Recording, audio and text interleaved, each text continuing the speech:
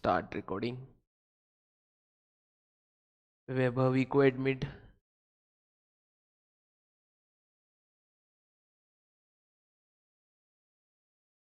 Zoom वालों में आप लोगों को दिख रहा हूं?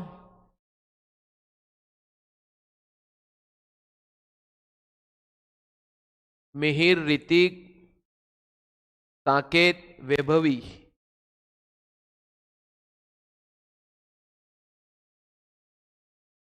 यस, ऋतिक को दिख रहा हूं, मिहिर को दिख रहा हूं। Okay okay okay.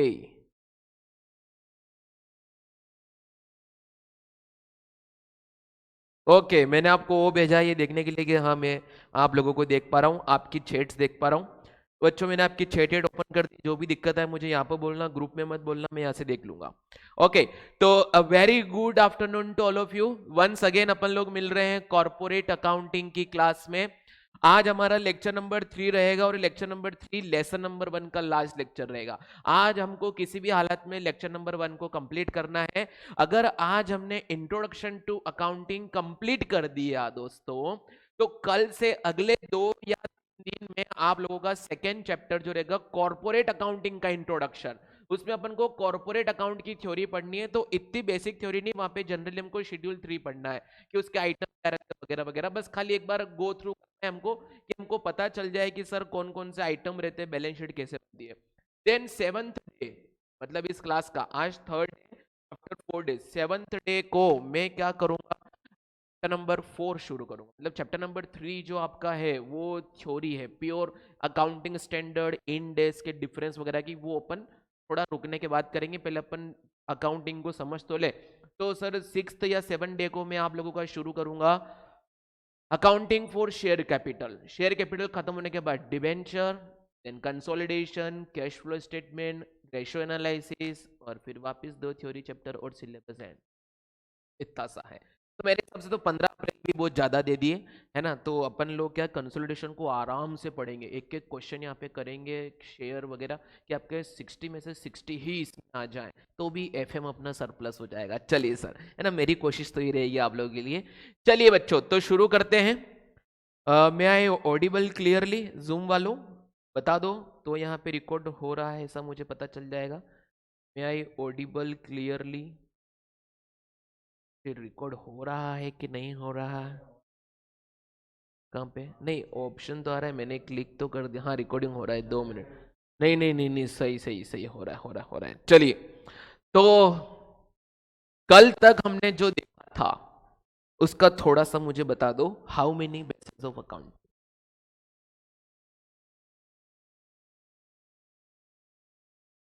कौन कौन बोल रहा है? कैश बेसिस और एक्रूअल बेसिस। तो बच्चों कल खाली ये नाम सुन के मैंने लेक्चर को डाइवर्ट कर दिया था कहीं और। कल शुरू यहीं से हुआ था, है ना। मैंने पूछा था बेसिस ऑफ अकाउंटिंग, और वहां पे कोई दीदी बेटी थी, उन्होंने आंसर भी दिया था कैश और एक्रूअल। तो कर लो। मुझे लगता है उस बेंच पे जो बैठता है वो एक दिन आता है, एक दिन नहीं आता है ना। तो कल तो ये उस बेंच को अवॉइड करो। कल भी वो थे, वो यहाँ पे नहीं आए यहाँ पे। चलिए, तो बच्चों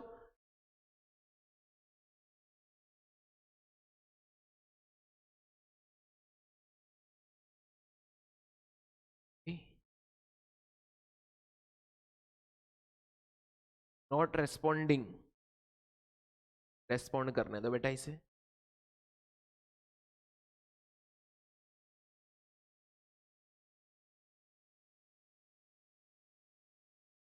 बेबी को क्या पसंद था? बेस। तो अकाउंटिंग में भी क्या है? बेस है। कितने बेस है अकाउंटिंग में? 2। कौन कौन से सर? कैश बेसिस और अक्रूवल बेसिस। बस यहीं से आज का लेक्चर शुरू हो रहा है।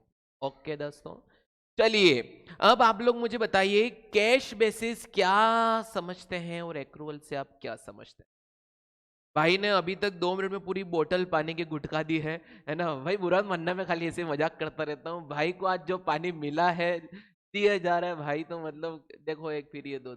चलिए सर, है ना। और ये जूम वाले घर पे क्या कर रहे हैं मुझे नहीं पता, है ना। 2 बेसिस बोल रहे हैं, मिहिर को एकदम क्लियर है। चलो बच्चों, तो कैश बेसिस क्या बताता है और एक्रूअल क्या बताता है? बेचारे इस भाई को पानी भरने का ही टेंडर दे रखा है। चलिए बच्चों देखें, कैश बेसिस क्या होता है, एक्रूअल क्या होता है, चलो बताइए जल्दी मुझे।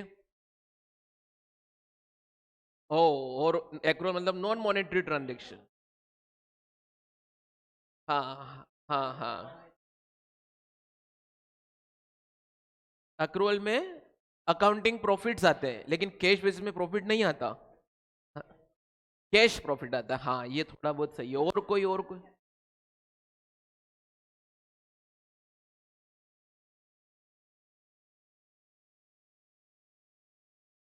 उससे कोई फर्क नहीं पड़ेगा। ओह गजब यार, सुन। चले सर, तो मैं बोल दूं अब आप लोगों को भाई को आ जाने दे कि आ गया भाई, चले सर। तो कैश बेसिस बोलता है अक्रूवल और कैश, मतलब ये अकाउंटिंग करने के तरीके होते हैं, है ना। अकाउंटिंग करने के दो तरीके होते हैं, या तो कैश बेसिस से कर लो या दूसरा एक्रूवल बेसिस पे कर लो। पहले इसके बारे में बता दो दोस्तों, कंपनीज एक्ट 2013 सिर्फ और सिर्फ बोलता है कौन सा बेसिस फॉलो करना चाहिए अपन को, accrual basis of accounting follow करना चाहिए। कर दिया, एडमिट कर दिया, कर दिया, कर दिया। मुझे डर लगता है जब ये भाई साहब आते हैं, है ना। चलिए बच्चों, तो क्या होता है, चिड़ियाघर जाना, ओके चले, चलो चलेंगे चलेंगे, एक आध दिन वो भी चलेंगे। बच्चों सुनिए, companies act 2013 applies to all the company registered under this act. उसको कंपल्सरीली फॉलो क्या करना है, एक्रूवल। कैश बेसिस फॉलो नहीं कर सकते। लेकिन कंपनीज एक्ट ने बोला कि ऐसी कोई कंपनी जो सेक्शन 8 वाली कंपनी होती, वो चाहे तो उनके पास ऑप्शन है क्या फॉलो करने का, कैश बेसिस फॉलो करने का ऑप्शन है। लेकिन सर सोल प्रोप्राइटर और आपने 12th में जो पार्टनरशिप फर्म पड़ी है, ये कोई कॉर्पोरेट एंटिटी तो है नहीं, ये कंपनी तो है नहीं, तो इनके पास ऑप्शन है या तो वो कैश भी फॉलो कर दे या फिर एक्रूअल भी फॉलो कर दे। लेकिन सर कैश बेसिस किन लोगों के लिए अच्छा रहता है, कैश बेसिस सर प्रोफेशनल्स जो सर्विस प्रोवाइडर होते हैं उनके लिए अच्छा रहता है, not for profit making organisation होते हैं उनके लिए अच्छा रहता है, बस। बाकी सबके लिए कौन सा अच्छा रहता है, एक्रूवल अच्छा रहता है। फॉर द ट्रेडर हमेशा एक्रूवल अच्छा रहता है। तो इन दोनों में बताओ दोस्तों, कौन हमें true and fair view of your financial statement, एकदम ट्रू एंड सटीक व्यू देगा, वो आपको कैश बेसिस देगा या एक्रूवल देगा। हाँ? तो फाइनेंशियल स्टेटमेंट का ट्रू एंड फेयर व्यू जहां से मिलेगा वो कौन सा बेसिस होगा, या कंपनी एक्ट मामूली है क्या, नहीं। कंपनी एक्ट ने जिसको बोला है तो उसने कुछ सोच समझ कर ही बोला होगा। तो बताओ, कॉमन सेंस लगाओ, कौन सा बेसिस ज्यादा ट्रू एंड फेयर होगा, एक्रूवल ज्यादा एक्सेप्टेबल कौन सा है, एक्रूवल है, क्योंकि सर एक्रूवल में करेक्ट प्रॉफिट आते हैं, कैश में क्या है। अब समझना क्यों मैंने बोला कैश और एक्रूवल। तो दोस्तों, कैश बेसिस मतलब होता है record all the transaction as and when actual cash received or paid, irrespective of fact about time, है ना। कि अगर सर 10 साल पहले का कोई कैश का पैसा मेरे पास इस साल आया है, तो वो किस साल रिकॉर्ड होगा, इस साल रिकॉर्ड। क्या बच्चों, मैंने पिछले 10 साल का कोई एक्सपेंस अगर इस साल में पे करा है, तो वो एक्सपेंस किस साल का माना जाएगा, इस ईयर का माना जाएगा। बोलो क्लियर एवरीबॉडी। तो कैश बेसिस बोलता है record your all the transaction as and when actual cash received और paid irrespective of fact about time, कि वो कौन से टाइम का है। वहीं पर एक्रूवल, एक्रूवल बोलता है तो उससे पहले एक्रूवल का सोचो, उसकी मम्मी उसको किस नाम से बुलाती है। तो दोस्तों, एक्रूवल बेसिस का दूसरा नाम क्या होता है, ड्यू बेसिस। क्या नाम होता है, ड्यू बेसिस।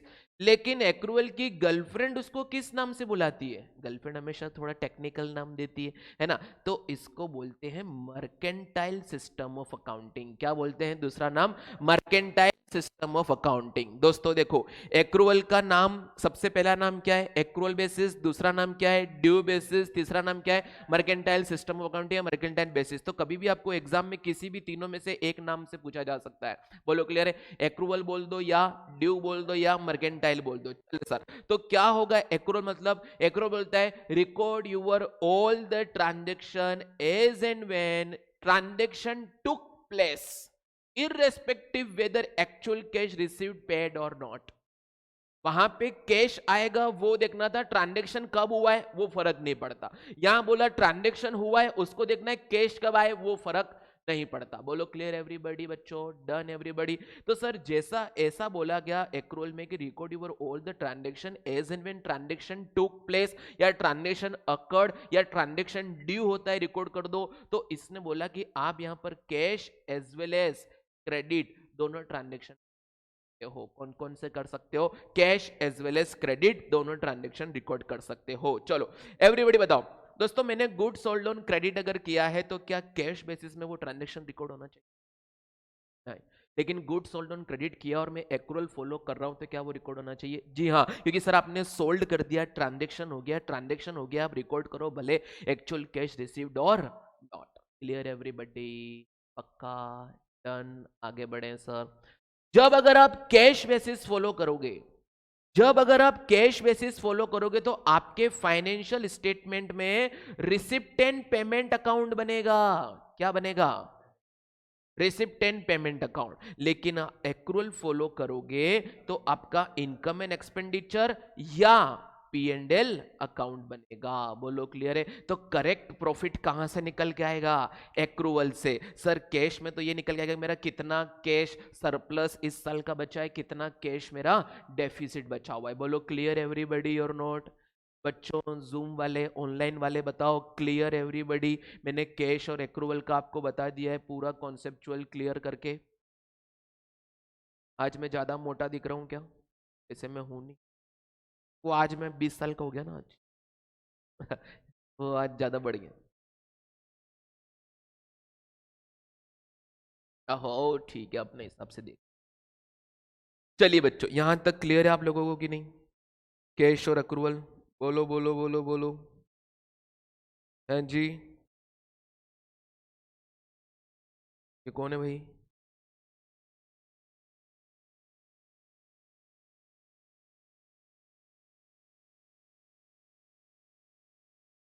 अब सर आगे बढ़। जब जब भी एक्रूअल बेसिस फॉलो होगा तो हमें कुछ कॉन्सेप्ट्स को ध्यान में रखना पड़ेगा, जो बोलते हैं अकाउंटिंग कॉन्सेप्ट्स। क्या बोलते हैं? Accounting concepts. ये बहुत बहुत बहुत इंपॉर्टेंट है। हर अकाउंटिंग स्टैंडर्ड में इसका रेफरेंस आएगा, और अकाउंटिंग स्टैंडर्ड नंबर 1 जो है वो इसी का है जो मैं अभी बोल रहा हूँ। Clear everybody? तो आप लोग ध्यान रखना। अब थोड़ा टेक्निकल चल रहा है, 2 दिन से तो हो गया जो होना था। आते हैं सर हम यहाँ पे सबसे पहले, क्या कैश और अकाउंट आपको क्लियर हो गया बच्चों? है ना? एक एग्जाम्पल पूछ लूं ताकि आपका थोड़ा माइंड एक्टिव हो जाए कि हम प्रैक्टिकल पढ़ रहे हैं सर, है ना? चले एक एग्जाम्पल मैं आपको बोल रहा हूं। Rent for the month is ₹25,000। इस बिल्डिंग का रेंट कितना है? 25,000। Rent paid for the year 1,80,000। कितना रेंट पे करा है उसने? 1,80,000। अकाउंट में क्या ट्रांजेक्शन किस अमाउंट से जाएगा? If you are following cash basis, if you are following accrual basis. चलो सोल्व करके बताओ आप लोग कहीं भी रफ में। अगर कैश बेसिस फॉलो करोगे तो कितना रेंट का अमाउंट जाना चाहिए उस साल में, और अगर एक्रूअल फॉलो करोगे तो कितना जाना चाहिए? चलो बच्चों जल्दी करके बताइए मुझे आप लोग प्लीज। ऑनलाइन वाले भी please, Saket, Mihir, everybody please. बच्चों बहुत मजा आने वाला है आप लोगों को। आज से अपन उस कुएं में कूद चुके जहां पर कॉन्सेप्ट्स की डिलीवरी शुरू हो चुकी है बच्चों, है ना? कल तक थ्योरी हो गया है, आज से अपन को प्रैक्टिकल सोचना पड़ेगा। आप सब लोग स्मार्ट होना, आप सब लोग आपके टीचर जैसे होना। मजे लेने में आ गए ऑफलाइन वाले। चलो बेटा कोई बात नहीं, अपन को तो पास होना मांगता है और कुछ नहीं मांगता आप लोगों से।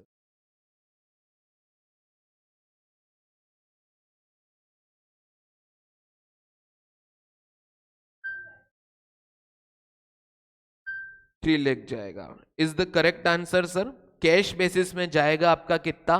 1 1,80,000 कैश बेसिस में रेंट का एक्सपेंसेस कितना जाएगा 1,80,000, क्योंकि ये बोलता है जितना एक्चुअल में पे करा है वो रिकॉर्ड होगा, ऐसी तैसी कराने गया वो कौन से साल का है मुझे फर्क नहीं पड़ता, लेकिन एक्रूवल रिकॉर्ड करेगा सर कितना इस साल का होना चाहिए। तो सर कैसे इसको दिखाएंगे वो देखना सर। तो मैं दिखाऊंगा actual rent paid for the year was कितना 1,80,000, इसमें ऐड करूंगा सर आउटस्टैंडिंग रेंट। क्या ऐड करूंगा आउटस्टैंडिंग रेंट। तो कोई मुझे आउटस्टैंडिंग का डेफिनेशन बोल के बताएगा? जी हाँ बताइए। Due but not paid, expenses due on us but not paid. दोस्तों ये खर्चा तो है ही, साथ ही साथ ये हमारे लिए क्या है लाइबिलिटी भी है। क्या है लाइबिलिटी, मुझे देना ही पड़ेगा, एनी हाउ टू भी देना पड़ेगा।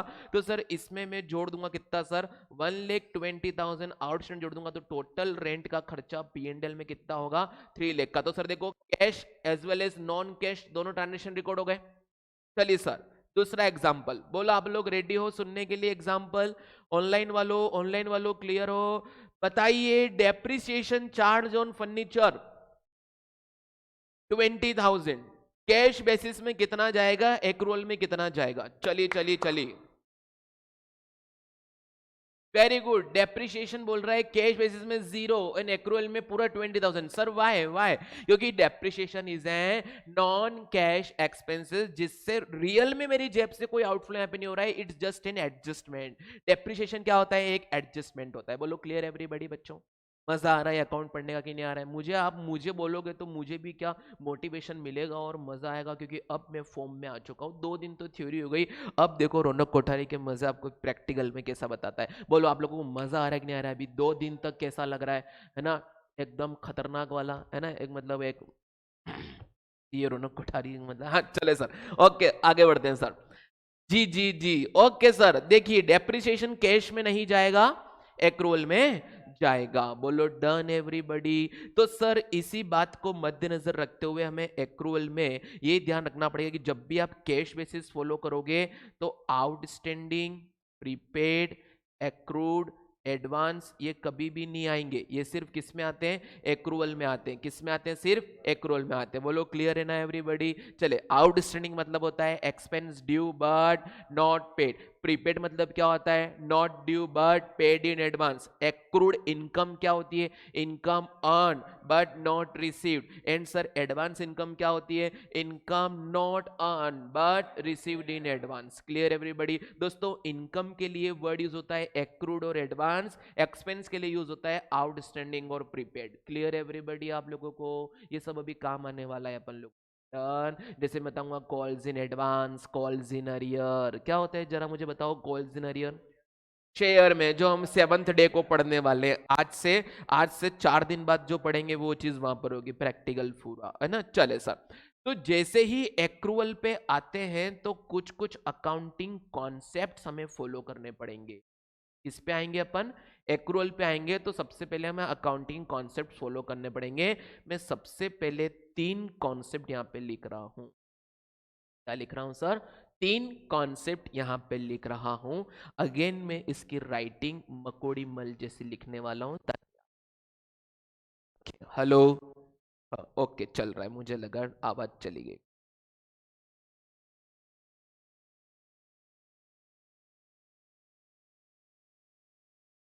सरी क्या लिखा थर्ड वाला? कंस्ट्रक्शन? नहीं नहीं नहीं, चलिए बच्चों मैंने कुछ लिखा है यहाँ पे। 3 वर्ड हैं जो लिखे हैं sir, going concern, accrual, consistency. Going concern, accrual, consistency. पहले तीनों का खाली नाम बोलो। Going concern, accrual, consistency. बोलो गोइंग कंसर्न, एक्रूअल, कंसिस्टेंसी। ये तीनों का जो बंच है उसको अपन बोलते हैं सर फंडामेंटल अकाउंटिंग अजम्पशंस। क्या बोलते हैं? Fundamental accounting assumptions. अजम्पशन बोले तो सर जब जब भी मैं अकाउंटिंग करूंगा तो मुझे ये 3 बातें दिमाग में सोच कर चलनी पड़ेंगी, ये अजम्पशन लेके मैं चलूंगा। तो दोस्तों according to accounting standard number 1 there are 3 types of fundamental accounting assumption. ऐसा किसने बोला है? अकाउंटिंग स्टैंडर्ड नंबर 1 ने। बच्चों ये बात ध्यान रखना क्योंकि अब मैं फॉर्म में आ चुका हूं। फिर किस में आ चुके हो? फॉर्म में। क्योंकि आज है ना ऑफलाइन वालों ने पार्टी मांग ली मुझसे। अब पार्टी मांग ली तो बेटा यार बिना पढ़ा है पार्टी कैसे देंगे, है ना? ये बनी आदमी ने अभी से तो कुछ कमाया नहीं आप लोगों से, है ना? तो पार्टी अरे चल आपसे नहीं, लेकिन आपकी किस्मत की बदौलत कुछ कमा लिया है मैंने। चलिए सर, आप हो मेरे पास, यही मेरे लिए इनकम है बच्चों। चलिए, S1 के अकॉर्डिंग फंडामेंटल अकाउंटिंग अजम्पशंस। बच्चों मैंने अभी तक कुछ लिखवा ही नहीं आपको, है ना? वो सब आपके इस नोट्स में लिखा हुआ है, बाकी दिमाग में सीधा। आप लोगों ने अगर मेरा वो देखा होगा अनाउंसिंग सेरेमनी देखी होगी, मैंने वो बोला था कि आप लोग आपका ब्लूटूथ ऑन करके रखना, मैं सीधा फाइल दिमाग में ट्रांसफर करूंगा, भूलना नहीं। आप जितनी बार बोलोगे मैं उतनी बार रिवाइज करा दूंगा। 1000 बार बोलोगे 1000 बार, जितनी आपने फीस भरी है उतना बोलोगे उतना मैं रिवाइज करा दूंगा, लेकिन लिखने का नहीं। क्या होना चाहिए? ओपन बुक एग्जाम तो नहीं है ना अपनी अकाउंट की? हाँ चले सर। तो दोस्तों बताएं, फंडामेंटल अकाउंटिंग अजम्पशंस, मुझे 3 main fundamental accounting assumption follow करने पड़ेंगे सर। जब भी मैं अकाउंटिंग करूंगा, ये 3 चीजें मुझे सोच के चलनी पड़ेंगी। कौन कौन सी? गोइंग कंसर्न, दूसरा एक्रूअल, तीसरा कंसिस्टेंसी। दोस्तों बताएं इसको शॉर्ट में बोलने के लिए, जैसे मैं ऐसे याद करता हूं CAG। जैसे मेरे को बोलते हैं रौनक जी, रौनक जी, मैं जिस दिन सीए बन गया तो बोलते हैं CAG जी बोल के बात करोगे ना। आप लोग क्या बोलेंगे? अरे रौनक आता है अभी पढ़ाएगा अभी माता खाएगा, क्या बोलते? रौनक सर भी आएंगे, रौनक जी सर आएंगे। हाँ, समझता हूँ, है ना? सास भी कभी बहू थी, सर भी कभी स्टूडेंट थे। कोई भी आदमी सर को ऐसे नहीं बोलता है अभी वो सर जी आएंगे पढ़ाए, अरे अभी आएगा वो यार, आ गया होगा यार, तू जल्दी चल यार, है ना? अभी पकाएगा यार, 3 बजे तक उसको सुनना पड़ेगा। क्यों गुड़िया ऐसे बोलते हैं ना? नहीं नहीं नहीं नहीं चलेंगे, है ना? बच्चे सुनिए, सर में गुड़िया कहाँ से हुई? गुड़िया मीन्स डॉल, डॉल मीन्स क्या होता है मुझे नहीं पता, है ना? चलो गुड्डू, गुड्डू भी नहीं आया कल जो गुड्डू वहां बैठा था? अच्छा गुड्डू यहाँ आ गया, okay okay okay okay okay okay, Guddu Guddu अच्छा अपना, है ना? चले सर, गुड्डू के दिन आने वाले हैं। गुड्डू के वो फरवरी वो जो वो आता है ना, फरवरी में वो टेड्डी गुड्डू। हाँ यूं बोल रहा है, सही है, वो भी होता है ना? चले बच्चों, तो मेरी बात सुनिए। Going concern, going concern, CAG इसको याद रखने का तरीका है तीनों को, फंडामेंटल अकाउंटिंग अजम्पशन का। गोइंग कंसर्न क्या बोलता है कि जब भी मैं किसी बिजनेस की अकाउंटिंग करूंगा, जब भी मैं किसी बिजनेस की अकाउंटिंग करूंगा, तो मैं ये अजम्पशन लेके चलूं कि मेरा जो कंसर्न है, मेरा जो एंटरप्राइज है, सॉरी, मेरा जो एंटरप्राइज है, मेरा जो बिजनेस है, वो फोर्सिबल फ्यूचर में सरवाइव करने वाला है। मेरा कोई इंटेंशन नहीं है इसे डिजोल या शट डाउन करने का। सर एक शब्द बोला आपने, फोर्सिएबल फ्यूचर, ये क्या होता है फोर्सिएबल? फोर्सिएबल जहां तक मैं देख सकता हूं। आपने कभी समुद्र देखा है? समुद्र ने, समुद्र बहुत बड़ा है, लेकिन वो खत्म कहाँ होता है? जहां पर आपकी आंखें खत्म हो जाती हैं। बोलो क्लियर है? तो जहां तक मैं देख सकता हूं वहां तक मेरा बिजनेस क्या करेगा? सरवाइव करने वाला है, लॉन्ग रन में चलने वाला है। बच्चों अगर आपने ऐसा कोई बिजनेस करा जैसे दिवाली के सुबह पटाखे खरीद के लाए और शाम को बेच के वो बिजनेस बंद कर दिया, क्या वो आपका बिजनेस हुआ? Business means long term intention, है ना? तो अगर आपका एक ही दिन का बिजनेस है तो क्या आप उस एक दिन के लिए journal ledger trial balance balance sheet बनाओगे? क्या नहीं, हमको कब बनानी पड़ेगी? जब वो long run year by year चलेगा। तो सर गोइंग कंसर्न बोलता है कि जब भी आप अकाउंटिंग करोगे तो आपको ये जस्टिफाई करना है कि मेरा बिजनेस सर्वाइव करने वाला है इन फोर्सिएबल फ्यूचर, लॉन्ग रन में सर्वाइव करेगा। गोइंग कंसर्न जाता जाएगा जैसे पतंग जाती है। डियर एवरीबॉडी, आ गया समझ में आप लोगों को? तो अब क्या होगा, जब भी अगर शेड्यूल 3 के अकॉर्डिंग अगर अकाउंटिंग होगी और आप लोगों का बैलेंस शीट बनेगा, तो सबसे पहला एक डिस्क्लोजर देना पड़ता है एवरी कंपनी को कि क्या आप going concern assumption hold good करते हो या नहीं करते। मान लो उस कंपनी का ऑडिटर आएगा, ऑडिटर ने देखा अगर कंपनी ऐसे गफले वगैरह करेगी तो ये तो अगले साल बंद हो जाएगी। तो ये अगले साल बंद हो जाएगी, तो बताओ गोइंग कंसर्न अजम्पशन कंपनी का वैलिड है या इनवैलिड है? इनवैलिड है। तो ऑडिटर को क्या करना पड़ेगा? ये रिपोर्ट करना पड़ेगा उसकी ऑडिट रिपोर्ट में, और कंपनी को भी डिस्क्लोज करना पड़ेगा। ये CS लोग भी बताएंगे कंपनी को कि बेटा तू डिस्क्लोज करते, अपन चलने वाले नहीं लॉन्ग टर्म में भी, जॉब कहीं देख लो, है ना? ऐसा आप लोग बता दो आपके। बोलो क्लियर एवरीबॉडी, गोइंग कंसर्न हो गया। दूसरा एक्रूअल मैंने आपको समझा दिया। एक्रूअल की मम्मी किस नाम से पुकारती है और गर्लफ्रेंड बाबूजी। चले सर, तीसरा आता है कंसिस्टेंसी। क्या आता है? Consistency means constant. क्या होता है? कांस्टेंट। मतलब अगर आपने किसी एक साल कोई अकाउंटिंग पॉलिसी, कोई अकाउंटिंग मेथड अडॉप्ट कर ली है, तो उसको ईयर बाय ईयर उसी को फॉलो करना, तो तुम्हारे रिजल्ट मेजरेबल होंगे। आपने किसी एक ईयर में डेप्रिसिएशन की डब्ल्यूडीबी मेथड ली है, अगले साल एसएलएम, फिर यूनिट ऑफ प्रोडक्शन, फिर कुछ और मेथड। वैसे डेप्रिसिएशन चार्ज करने की कम से कम 14 15 16 मेथड होती है, आप लोगों ने खाली दो ही देखी है ना, वो तो मैं पढ़ाता हूं, इतनी सारी मेथड वो सीए फाउंडेशन में होती है ना बच्चों। तो आपको दो ही आते हैं, एसएलएम और डब्ल्यूडीबी। तो मैंने एक साल एसएलएम एक साल डब्ल्यूडीबी करा, तो क्या इससे आपके प्रॉफिट अच्छे आएंगे कि बिगड़े हुए आएंगे? जैसे आज कॉर्पोरेट अकाउंटिंग में पढ़ा रहा हूं, एक दिन मैं पढ़ाऊंगा, एक दिन दुष्यंत सर पढ़ाएंगे, एक दिन मैं पढ़ाऊंगा, एक दिन दुष्यंत सर। तो क्या ये अच्छा रहेगा कि कोई 14 फरवरी को एक वो लव मेशअप आता है, ऐसा हो जाएगा? वैलेंटाइन मेशअप है ना, मेशअप हो जाएगा, उसमें क्या हो जाएगा सर? ब्लास्ट हो सकता है दिमाग अपना। ठीक है बच्चों, तो यहाँ पे क्या होगा कि अगर किसी एक साल आपने कोई अकाउंटिंग मेथड पॉलिसी सेलेक्ट करी है, तो उसको year by year same follow करना, उसको चेंज मत करना, तो ही तुम्हारे अकाउंटिंग रिजल्ट्स कैसे होंगे सर? ट्रू एंड फेयर होंगे। तो सर अगर ऐसा हुआ तो मैं कभी भी चेंज नहीं कर पाऊंगा क्या? जैसे मैंने बोला कि मेरे से आपने 2 दिन डेमो देख लिया, तो अब मुझसे ही अकाउंट पढ़नी पड़ेगी, क्योंकि कंसिस्टेंसी प्रिंसिपल होता है। तो क्या आप लोग मुझे कभी चेंज नहीं कर सकते? कर सकते। कब बताओ, ताकि मुझे पहले से पता। बताओ दोस्तों, कब आप अकाउंटिंग पॉलिसीज चेंज कर सकते हैं? वैलिड रीजन मतलब क्या? कि सर तो ऐसी बातें करता है, तो खुद के पापा और पड़ोस वाले पापा, तो इसको चेंज करो। नहीं नहीं, ऐसा नहीं। बताओ दोस्तों, चेंज कब कर सकते हैं अपन लोग? ऑनलाइन वालों से भी उम्मीद करता हूं दोस्तों। 3 रीजन है। जब आप कोई पॉलिसी चेंज करते हो एज पर द कंसिस्टेंसी प्रिंसिपल, आपका क्वेश्चन आ सकता है बच्चों। एस 1 ने बोला, एस 1 का नाम है डिस्क्लोजर अकाउंटिंग पॉलिसी, हमें एस 1 का डिस्क्लोजर अकाउंटिंग। अब मत ये आप लोग, पहला सब्जेक्ट जो होता है वो कौन सा होता है दोस्तों? अकाउंटिंग।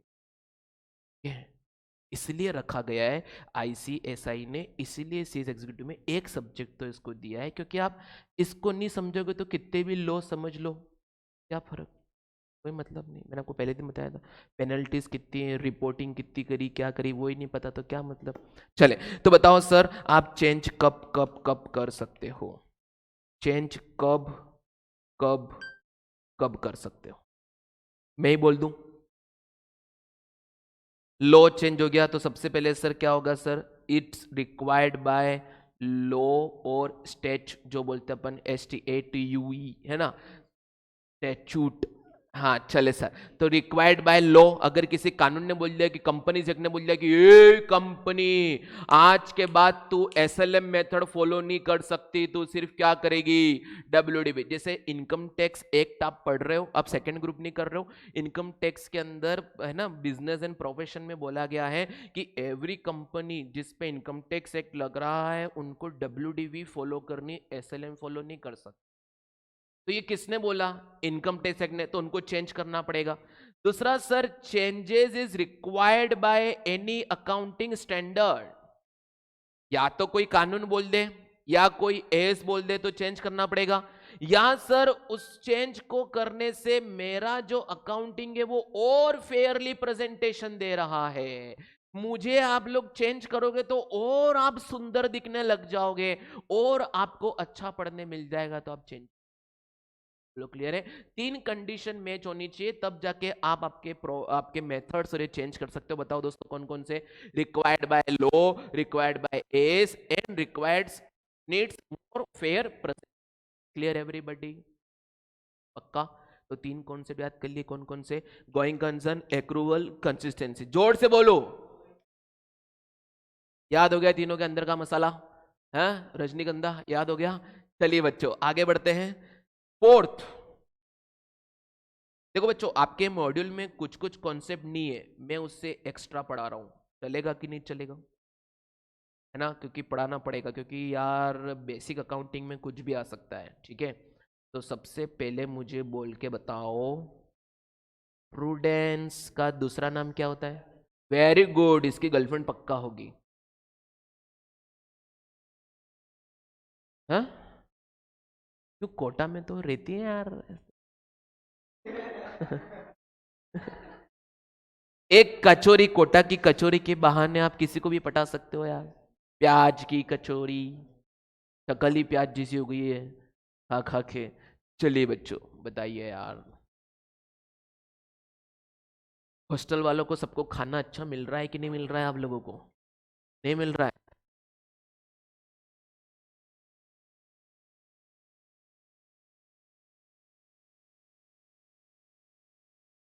गूगल नहीं, एलआईजी में तो ऑफिस है बेटा। मैं रहता हूँ देवास नाके के भी उधर, यहाँ से नहीं नहीं, देवास नाके के उधर, उधर उधर। फागुन फागुन फागुन देखा है? फागुन फागुन जहाँ पे अभी इंदौरी जाएगा हुआ था, वहां वो झोपड़ियों में रहता हूँ मैं। हाँ, आ जाओ एक आध दिन संडे को, मस्त दाल बाटी खिलाएंगे आप लोगों को, और नहीं तो क्या। क्यों ये आज ये लेक क्यों कर रहा है? मुझे लगता है इसके अंदर तेल जाने वाला है। बच्चों ऑनलाइन वालों, आवाज क्लियर आ रही है आप लोगों को? हेलो। चलिए बच्चों, तो प्रूडेंस क्या बोलता है? हाँ बिल्कुल, पधारना आप घर पे, अभी फालतू बातें नहीं करते, अभी 2:55 पे करेंगे, 5 मिनट में आपके साथ ऐसे बिताऊंगा। चलिए बच्चों बताइए, प्रूडेंस क्या होता है? Very good.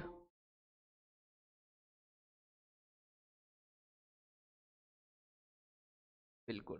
फ्यूचर में कोई गर्लफ्रेंड पटने वाली है तो अभी खुश मत हो बेटा, वो किसी और के साथ भी जा सकती है, लेकिन अगर कल को ब्रेकअप होने वाला है तो उसका बैकअप कब बना लो? पहले से, क्योंकि यार चाहिएगी ना गर्लफ्रेंड, तो लगेगी भैया, है ना? है ना बच्चे? चले बच्चों, तो बताओ प्रूडेंस कौन से बोलता है कि record all anticipated future losses today but ignore all anticipated future gains and income. Anticipated मतलब होता है एस्टिमेटेड, अगर होने वाला है तो उसको रिकॉर्ड मत कर जब तक ना हो जाए, लेकिन अगर लॉस होने वाला है तो रिकॉर्ड कर ले, ताकि आपके यूजर अभी से क्या हो जाए, एक्टिव हो जाए, वो अपने अपनी गलियां देख ले। There everybody. दोस्तों प्रूडेंस कॉन्सेप्ट के कारण ही आपका inventory always valued at cost और NRV whichever is less होता है as per accounting standard number 2। पता है आप लोगों को closing stock always valued at cost और NRV whichever is less? नहीं पता थी? ओके, कर्म आ गए।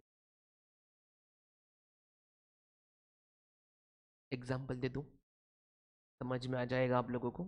चले देखो, मान लो बच्चों मैं इंदौर में पढ़ाने के साथ साथ है ना क्लॉथ स्टोर भी चलाता हूँ। क्या चलाता हूँ? Only men's wear.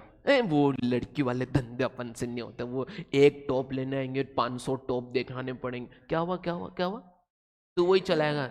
हाँ, चले चले चले, तो सुनना सुनना, लड़के बुरा मत मानना, है ना? लड़का क्या रहता है बेटा, जीन्स के दो ही कलर होते हैं, है ना, एक ब्लू और एक ब्लैक, है ना, उसके अलावा कुछ होता नहीं। लेकिन लड़कियों में देखो, मैरून चाहिए, ग्रीन चाहिए, व्हाइट चाहिए, वो चाहिए, तो इतने सारे कौन रखे, है ना? तो मैं मेंस वेयर की शॉप चला रहा था, मेरे पास स्टॉक में 1000 जीन्स रखे। कितने रखे?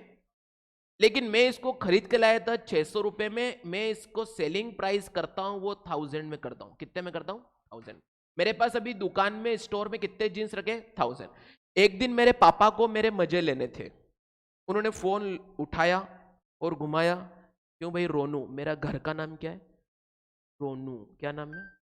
लेकिन मेरी गर्लफ्रेंड, सॉरी मेरी वाइफ, मेरे को अलग नाम से बुलाती है ना? वो गर्लफ्रेंड बोल दिया, फिर तुम बोलोगे अच्छा सर घर वाली बाहर वाली कर रहा है ना? चले सर, नहीं ऐसा नहीं, मेरी बात सुनो। तो पापा ने मुझे फोन उठा के पूछा कि रोनू बता तेरे पास कितना स्टॉक रखा हुआ है। कि पापा को तो अपन को कुछ ज्यादा ही बताना पड़ता है। जैसे जो हॉस्टल में रहते हैं वो खर्चा करते 10,000 का, लेकिन घर पे कितना बताते? 8,000 का, है ना? 2,000 फिर दोस्त थे वो उधार मांगते रहते, क्योंकि पापा को, अच्छा बेटा अगर सुट्टे की दुकान पे जाओ तो यूपीआई से पेमेंट मत करना। चले सर, फिर आगे बढ़ेंगे, क्योंकि क्या होता है, मेरे एक दोस्त के साथ ऐसा हो चुका है। वो क्या करता था कि, अच्छा उसको उंगली कर रहा है भाई को बता रहा है यार, भाई सुनो। हाथ देखो क्या हुआ भाई।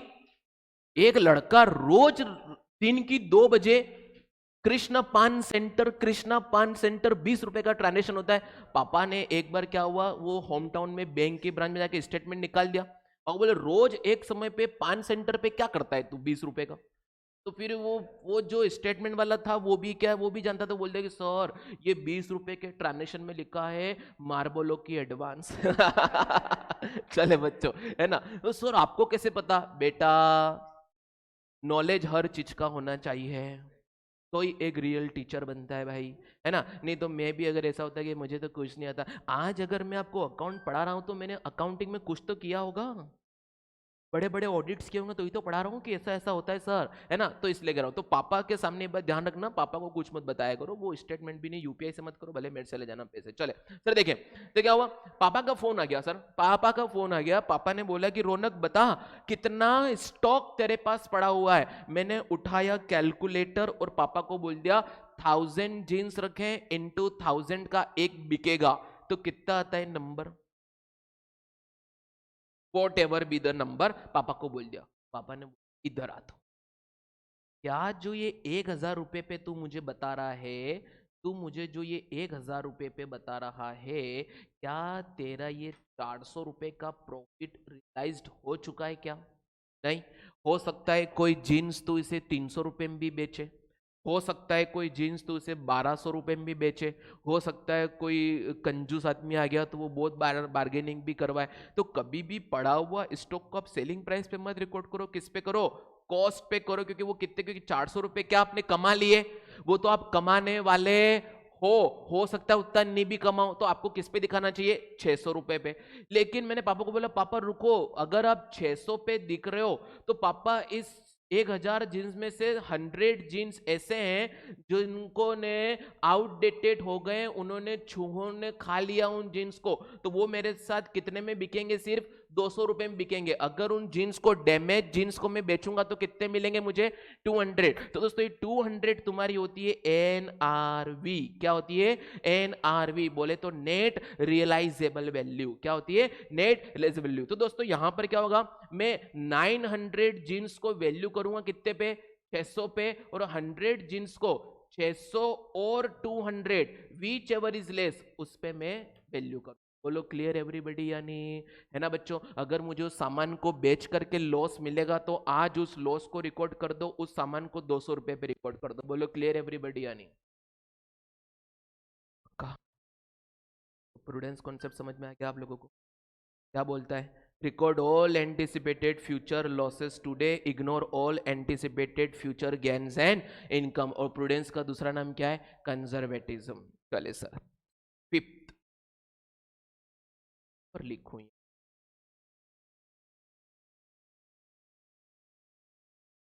ये इंक अच्छी नहीं लग रही, बोलो कौन सा कलर ले लूं, पर्पल ले लो सर, अबे शौक। चले सर,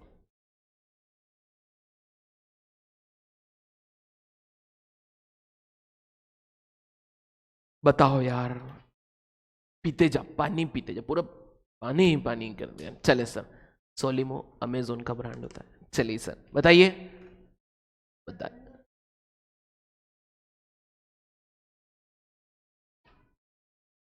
मतलब 1000 रुपए का रेवेन्यू कर रहे हो तो एक्सपेंस भी कितना करना पड़ेगा, 1000 का। आपने बोला रेवेन्यू एक्सपेंस मैच होने चाहिए, बैलेंस शीट मैच होनी चाहिए, A is equal to C plus L, assets का total is equal to capital plus liability होना चाहिए।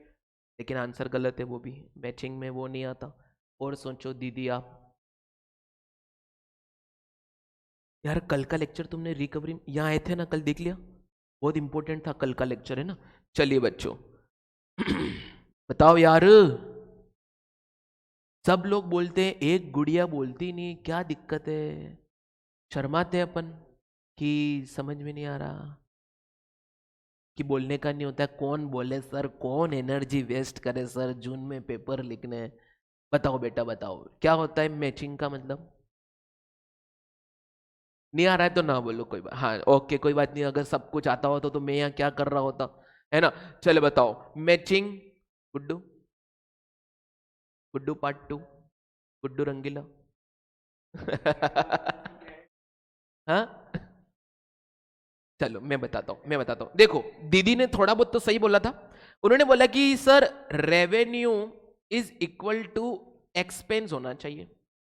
लेकिन अगर ऐसा हो गया तो आपके पी एंड एल में प्रॉफिट लॉस तो कुछ आएगा ही नहीं, जितना कमाया उतना खर्च कर दिया। जैसे कल मैंने कुछ कमाया, आपने पार्टी मांग ली, मैंने उतना खर्च कर दिया, तो बताओ मेरे जेब में क्या रहा? कुछ नहीं रहा। फिर उसमें टैक्स भी तो कटता है, 30% टैक्स कट जाएगा, तो मेरे पास तो क्या ही बचेगा, है ना? तो सर देखो यहां पर बोला गया है सर कि the period of revenue should exactly match with the period of expenses. अगर आप एक साल का इनकम रिकॉर्ड कर रहे हो तो खर्चा भी एक साल का रिकॉर्ड करना, तो तुम्हारा प्रॉफिट मेजरेबल आएगा। Clear everybody? नहीं? देखो दोस्तों क्या हुआ, मैंने क्या करा, मेरे खर्चे थे 300 रुपए। कितने खर्चे थे एक साल के? 300 करोड़। ठीक है, लेकिन मेरे को पता है कि 3 साल तक मैं कमाऊंगा 100 करोड़। मेरे पापा का फोन आ गया तो मैंने फटाफट से P&L बना के दे दिया, 300 करोड़ का रेवेन्यू, 300 करोड़ का एक्सपेंसेस। पापा मैंने तो कोई प्रॉफिट लॉस नहीं कमाया, मैं खुश हो गया। पापा ने एक लप्पड़ लगा दिया, बोले कि बेटा तू सीए है तो मैं तेरा बाप हूं, है ना? ये बता, ये 300 रुपए जो रेवेन्यू है वो कितने साल के? मैंने कहा सर पापा ये 3 साल के, और ये एक्सपेंस 1 साल का है। बोले ये प्रॉफिट कभी सही आ ही नहीं सकता जब तक मैचिंग कॉन्सेप्ट तुम्हारा फुलफिल ना हो। बोलो क्लियर एवरीबॉडी? क्या आप एवरी बातें लॉजिक के साथ कवर कर पा रहे हो कि नहीं कर पा रहे हो? क्या आपको ऐसा लग रहा है, अंदर से इंट्यूशन आ रहा है कि सर हमारा कॉर्पोरेट अकाउंटिंग का एक्सपीरियंस बहुत अच्छा रहने वाला है? क्या आपको ऐसा लग रहा है कि नहीं लग रहा है? लग रहा है। चले बच्चों फिर आगे बढ़ते हैं। बस आपको ऐसा लगता जाएगा तो क्या मैं कल, और अगर आप आपका 100% दोगे तो मैं मेरा 1000% दूंगा आप लोगों को, ठीक है? लेकिन आपको मजा आना चाहिए। मजा नहीं आएगा, मैं एक मदारी गेम बता रहा हूँ, है ना? पब्लिक को मजा ही नहीं आ रहा है तो फिर क्या मतलब, मदारी भाग जाएगा, शेयर चेंज कर लेगा। चले सर, तो क्लियर हो गया मैचिंग कॉन्सेप्ट क्या बोलता है? The period of expenses should exactly match with the period of expenses. चले सर, फिर आते हैं मटेरियलिटी। मटेरियलिटी ऑनलाइन वालों क्या सबको समझ में आ रहा है कि नहीं आ रहा है? बच्चों मैं इंदौर का नहीं हूं, लेकिन 2012 से इंदौर में हूं। बीच में 2 साल में भटका भी हूं इधर उधर, मुंबई, हैदराबाद, अहमदाबाद। मैंने मेरी लाइफ में 80+ हॉस्टल्स चेंज करी है और 6+ सिटीज चेंज करी है, तब जाके मैं एक जगह यहाँ पे आ पाया हूँ, है ना? लेकिन जितनी फ्रीक्वेंसी मैंने हॉस्टल्स और सिटीज में करी है उतनी गर्लफ्रेंड चेंज नहीं करी है ना? एक ही वाइफ है मेरे पास अभी। चले बच्चों बताइए आप लोग, क्योंकि कंसिस्टेंसी प्रिंसिपल पढ़ाने वाला हूं। अगर वो रिक्वायर्ड बाय लो होगा तो चेंज कर दूंगा। अगर कोई अकाउंटेंट बोला कि रौनक सर वाइफ चेंज करो तो कर देंगे। अगर वो रिक्वायर्ड बाय कैसा होना चाहिए? अकाउंटिंग स्टैंडर्ड और फेयर प्रेजेंटेशन होना चाहिए। अभी वाली अपनी वाइफ फेयर प्रेजेंटेशन ही है तो कोई दिक्कत वाली बात नहीं। चलो बताओ मुझे आप लोग, मटेरियलिटी क्या होता है? मटेरियल मीन्स, हाँ वो तो ठीक है उनके लिए रिकॉर्ड करेंगे, लेकिन मटेरियल क्या? माल।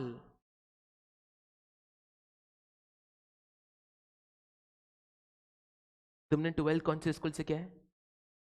सिक्का 78 या कौन सा? कौन सा ईयर था तुम्हारा? 1819। उस समय का टॉपर कौन है? वो मेरा ही है। ठीक है, 2017 के बाद से प्रेस्टीज एडवांस एकेडमी सिक्का विक्का के टॉपर अपने ये मेरे हाथ से ही पड़े हुए हैं। ठीक है, आप लोग जाके देख लेना। 18 में शायद अनीशा पन्नीकर ये लोग आपके क्लास में थे, है ना? उनको मैंने पढ़ाया हुआ है, और भी होंगे, वो बहुत पुरानी बात हो गई, है ना? उसके बाद 19 में सुयश बोरकर आपका सीनियर, वो भी टॉपर है, उसको मैंने पढ़ाया। वो जब प्री बोर्ड में फेल हो गया था वो बच्चा, है ना? तो उस दिन रात को उसके पापा मम्मी आए, मैंने उसको 15 दिन का प्लान दिया। मेन एग्जाम में उसने 91 मार्क्स स्कोर किया अकाउंट के अंदर, है ना? तो ये बात ध्यान रखना। तो इंदौर में ही है, अपन लोग पढ़ाते हैं। और कौन ये इंदौर में कौन कौन से स्कूल्स हैं इंदौर में? एनडीपीएस न्यू दिगंबर के तब नहीं थे, अभी है हमारे पास। और अग्रसेन के नहीं है मेरे पास। और केंद्रीय विद्यालय ये वाला, कौन से शिफ्ट में थे आप? सेकेंड शिफ्ट, इसलिए आपको कोचिंग मिल नहीं पाती शाम वाली, है ना? तो हमारे पास एक प्लान भी है तक सर सुबह लगा दो, लेकिन टाइम नहीं था, हमने नहीं लगा पाई। तो केवी वाले बच्चे पढ़ाए नहीं क्योंकि उनको सेकंड शिफ्ट में क्लास चलती। तो अपन कौन सी बैच में थे? हाँ, 1920 में केंद्र आपके सीनियर राहुल और हर्ष मेट से पढ़े केंद्रीय विद्यालय के। राहुल वो गोरा गोरा क्रिकेट खेलता था, वो हर्ष, हाँ वही जो भी वो गेमर था। चले ओके। तो बच्चों बताओ मेटेरियलिटी क्या होता है? तो मैं इसलिए पूछा कि अच्छे कॉन्सेप्ट है, अच्छा है। कोई कोचिंग जाते थे क्या? नहीं, तो नहीं जाते थे आप लोग? सेल्फ स्टडी करी, बहुत बढ़िया बहुत बढ़िया। कोरोना आ गया था, हाँ, तो जनरल प्रमोशन में पास हो गए। ओके ओके ओके, चलिए। नहीं तो सिक्का वाले सारे बच्चे जाते हैं ना इधर वारमेचा सर के पास, है ना, और वो भी अच्छी जान पहचान है हमारी। चलिए दीदी, झांसी यूपी, राम आ गए 22 तारीख को, बताइए मटेरियलिटी क्या हुआ? नहीं बता। गुड्डू कोटा, कोटा फैक्ट्री, तू कोटा है, मैं कोठारी हूँ। चलिए बच्चों बताइए, आप बताइए ना सर। नहीं, गुड्डू रंगीला, नहीं अपन नहीं। मैं बता दूं सर, हमको ऑल मटेरियल इंफॉर्मेशन डिस्क्लोज करनी चाहिएगी जो कि मटेरियल है मेरे यूजर के लिए, user of the financial statement के लिए। जो भी इंपॉर्टेंट सिग्निफिकेंट मटेरियल इंफॉर्मेशन है जिसकी मदद से वो कुछ डिसीजन लेता है, वो सारे इंफॉर्मेशन मेरे लिए भी मटेरियल है, मुझे उसे डिस्क्लोज करना पड़ेगा। तो दोस्तों, all material information which are important for our user, which can affect our user decision, उसको हमें आज रिकॉर्ड करना पड़ेगा। तो जरूरी नहीं है कि ये आइटम मेरे लिए मटेरियल नहीं है तो मैं इसको रिकॉर्ड नहीं करूं, लेकिन मेरे यूजर के लिए मटेरियल है तो मुझे रिकॉर्ड करना पड़ेगा। जैसे हमारे लोगों के सीए के ऑफिस में कैलकुलेटर रहता है, जो कैलकुलेटर वो 100-150 रुपए का, ब्रांडेड लाओ तो 700-800 रुपए का कैलकुलेटर रहता है। तो हम लोग उसको हमारी बैलेंस शीट में रिकॉर्ड नहीं करते, लेकिन मेरे पापा बोलते तू बनिया है कि कौन है, 1-1 रुपए का हिसाब चाहिए, मुझे तेरी बैलेंस शीट में कैलकुलेटर भी चाहिए असेट में। तो मेरे पापा के लिए मुझे लिखना पड़ेगा, क्योंकि पापा मेरे बिजनेस के कौन है, user of the financial statement, तो वो होते मटेरियल। बोलो क्लियर एवरीबॉडी और नॉट? पक्का बच्चों, आगे बढ़ू? डन, डना डन डन डन। चले, तो अभी तक मैं दिखा देता हूं अपन ने यहाँ पे क्या क्या देख लिया है। कल देखना, मुझे बताना कल अपन ने कहां तक पढ़ लिया था बच्चों। अकाउंटिंग कौन से पढ़ने वाले थे अपन, है बच्चों? चलो पढ़ लो इसको, अकाउंटिंग कॉन्सेप्ट की फर्स्ट की इतनी लाइनें पढ़ो, फिर मैं आपको पढ़ाता हूँ।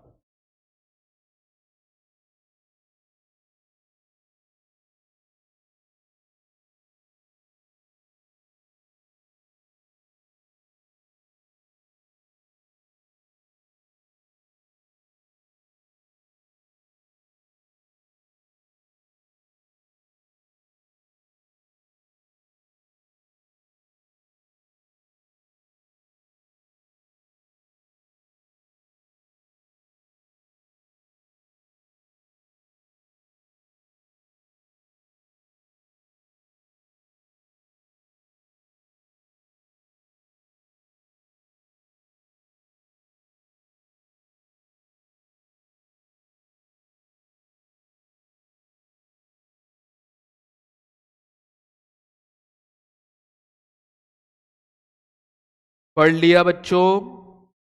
हेलो, चलिए एक्रूअल को पढ़ के बताओ आप लोग मुझे, कि मैंने समझा दिया, आप लोग प्रोफेशनल लैंग्वेज भी पढ़ लो।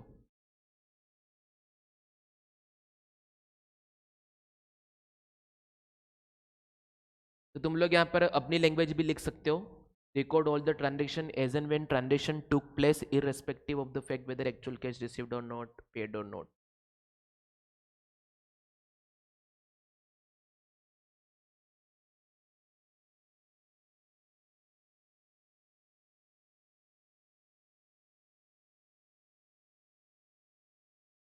Clear everybody?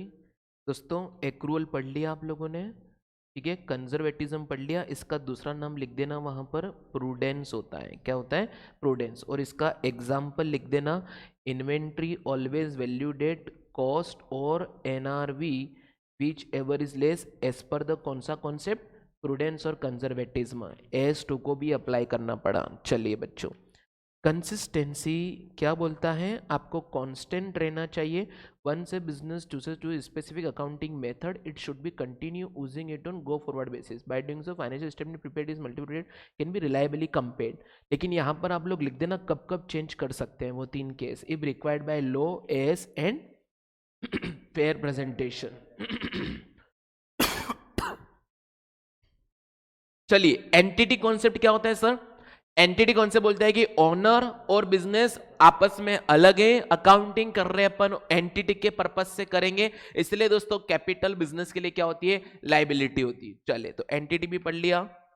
ओके बच्चों, गोइंग कंसर्न पढ़ो। Going concern are prepared on the assumption that business will remain in the operation in future period under the assumption revenue expense.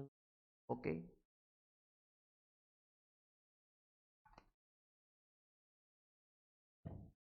Cut to cut theory नहीं मांगते हैं account के paper में, आप लोग example के रूप में भी लिख सकते हो, लेकिन वैलिड लिखना पड़ेगा मेरे बच्चों।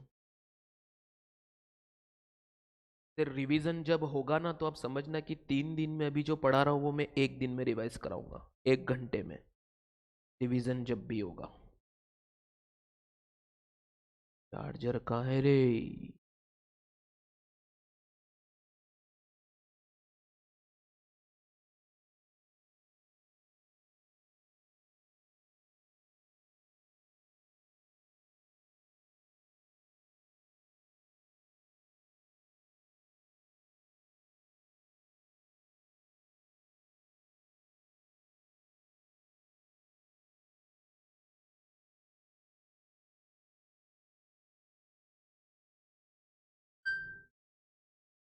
मैचिंग पढ़ो।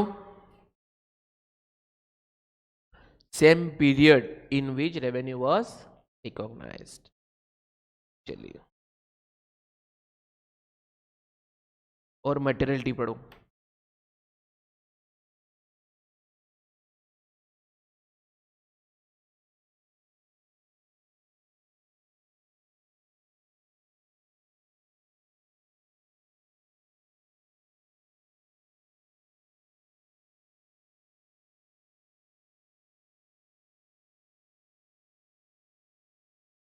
Clear everybody? पक्का? तो यहां पर अकाउंटिंग कॉन्सेप्ट भी आपके क्या होते हैं दोस्तों, एंड होते हैं। आगे बढ़ूं टाइप्स ऑफ अकाउंट के बारे में, क्योंकि आज हमको ये चैप्टर खत्म करना होगा, एनी हाउ टू बी। नहीं होगा तो भी अपन कल थोड़ा बहुत देखेंगे, अभी तो आधा बचा हुआ है, लेकिन अब फटाफट होने वाली चीज़ें हैं। चलिए, जो आप लोगों को बताओगे सर। अब आते हैं अपन अकाउंटिंग करने पे। किस पे आते हैं? अकाउंटिंग करने पे। अकाउंटिंग जब भी करोगे तो आपको सर डेबिट और क्रेडिट करना पड़ेगा कि नहीं करना पड़ेगा? करना पड़ेगा। अच्छा, डेबिट में जो डीआर होता है और क्रेडिट में सीआर होता है, इसका मतलब क्या होता है? Debit record and credit record. क्या होता है ये? Debit record and credit record. बच्चों, टाइप्स ऑफ अकाउंट में जब भी हम डेबिट एंड क्रेडिट करेंगे तो डेबिट और क्रेडिट करने के लिए यहाँ पर गोल्डन रूल ऑफ अकाउंटिंग हमें देखना पड़ता है। क्या देखना पड़ता है? Rule of debit and credit. तो दोस्तों, rule of debit and credit के लिए हमारे पास 2 अप्रोचेज होती है। क्या बोला मैंने? 2 अप्रोचेज होती है। एक होती है ट्रेडिशनल अप्रोच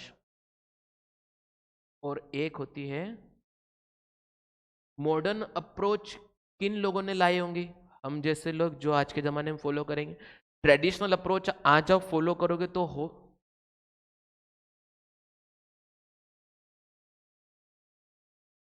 नहीं, ट्रेडिशनल अप्रोच वो होती है जो रूल ऑफ डेबिट क्रेडिट बुड्ढे लोगों ने दिए थे, हम लोग को सिंप्लीफाइड वर्जन में लाए हैं। Modern approach of rule and debit and credit बता रहा हूं मैं अभी आप लोगों को। तो दोस्तों, अपन को अगर अकाउंटिंग इजी बनाना है तो मॉडर्न अप्रोच आज ही अपन को समझ के जाना पड़ेगा।